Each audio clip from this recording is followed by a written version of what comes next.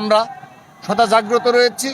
আমরা বিশ্বাস করি এই বাংলাদেশে আর কখনো কোনো ফ্যাসিস্ট আর কখনো মাথা উঁচু করে দাঁড়াতে পারবে না। এবং ছাত্রলীগ, আওয়ামী লীগ আজকে যেভাবে কর্মসূচি ঘোষণা করছে, এগুলো যেমন কিছুটা উদ্বেগের, আবার কিছুটা হাস্যকরও বটে। আমরা বিশ্বাস করি সাধারণ জনগণ, সাধারণ ছাত্র সমাজ তাদেরকে প্রত্যাখ্যান করেছে। কিন্তু এই নির্দলীয় সরকার যারা দায়িত্বে রয়েছে, তাদের প্রধান দায়িত্ব ছিল এই ফ্যাসিস্টদের বিচার করা। এবং আমাদের যত বিশ্ববিদ্যালয় প্রশাসন রয়েছে, তাদের সবার প্রধান দায়িত্ব ছিল যে ছাত্রলীগ যারা বিগত সময়ে সুস্পষ্টভাবে যাদের অভিযোগ রয়েছে, তাদেরকে বিচারের আওতায় নিয়ে আসা।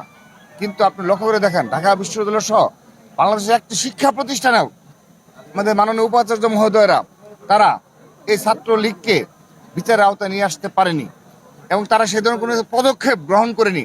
বিশেষ করে তাদের যে তদন্ত প্রতিবেদন, সেগুলোই তারা প্রকাশ করছে না, এবং এই ফেসিবাদের দূষর যারা ছিল তাদের মুখোশ উন্মোচন করছে না। সে কারণে এই ধরনের দুঃসাহস দেখায় ছাত্রলীগ।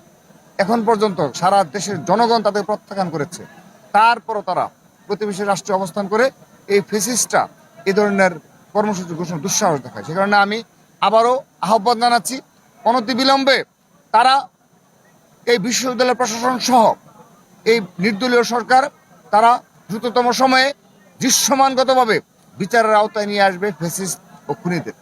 তাহলে এই দেশের জনগণের প্রত্যাশা এবং সাধারণ ছাত্র সমাজ সেই প্রত্যাশা রাখে।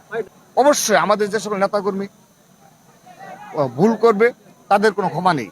তাদেরকে আমরা সরাসরি সংগঠন থেকে অব্যাহতি দিচ্ছি, বহিষ্কার করছি, আপনার আইন আমাদের যে সাংগঠনিক যে কাঠামোর মধ্যে নিয়ে আসছে, বিচারের আওতায় নিয়ে আসছে। অর্থাৎ ছাত্রদল এবং আগের যে যারা ছিল ফেসিবাদের দূষণ, তাদের সাথে আমাদের আকাশ এবং পাতাল পার্থক্য। তাদের সাথে আমাদের মেলার কোনো সুযোগ নেই। আমরা এই ধরনের সামান্যতম অনৈতিক কর্মকাণ্ডে কিংবা সামান্যতম সন্ত্রাসী কর্মকাণ্ডে ছাত্রদলের যদি কোনো নেতাকর্মীদের সম্পৃক্ততা পাওয়া যায়, সারা দেশে যে অঞ্চলে হয়ে থাকুক, আমরা তাদেরকে অবশ্যই আমাদের সাংগঠনিক কাঠামো আওতায় নিয়ে আসবো, শাস্তির আওতায় নিয়ে আসবো। ঠিক একইভাবে আরেকটি সবচেয়ে নিন্দনীয় এবং দুঃখজনক বিষয় হলো এই নির্দলীয় সরকারের যে প্রশাসনিক কাঠামো, সেগুলোর কিন্তু সত্যিকার অর্থেই অনেক আগেই ভেঙে পড়েছে, এখন পর্যন্ত মেরামত হয়ে সারেনি। সে কারণে তাদেরও দায় নিতে হবে। আমরা তাদেরকে যেমন আমাদের এখনো যদি আমরা কোনো অভিযোগ পাই, আমরা প্রথমে কিন্তু পুলিশকেই কল দিই যে ভাই এরকম একটা ঘটনা ঘটেছে, আপনারা কি পরিমাণ কি ধরনের অবগত রয়েছেন। তখন তারা অনেক ক্ষেত্রে দেখা যায় যে তাদের